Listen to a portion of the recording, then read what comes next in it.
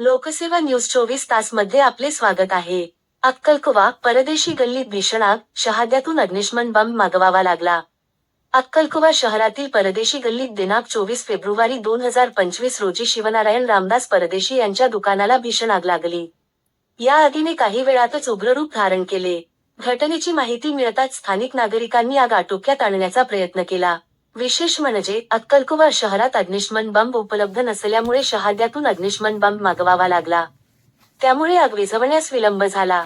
या दुर्घटनेत घरातील लहान मुलांना व महिलांना सुखरूप बाहेर काढण्यात यश आले असून सुदैवाने कोणतीही जीवितहानी झाली नाही. नुकसानाचे प्राथमिक अंदाज: या आगीत दुकानातील संपूर्ण साहित्य जळून खाक झाले असून मोठ्या प्रमाणात आर्थिक नुकसान झाले आहे. दरम्यान, आगीचे नेमके कारण अद्याप स्पष्ट झालेले नसून, प्राथमिक अंदाजानुसार शॉर्टसर्किटमुळे आग लागली असावी, असा संशय व्यक्त केला जात आहे.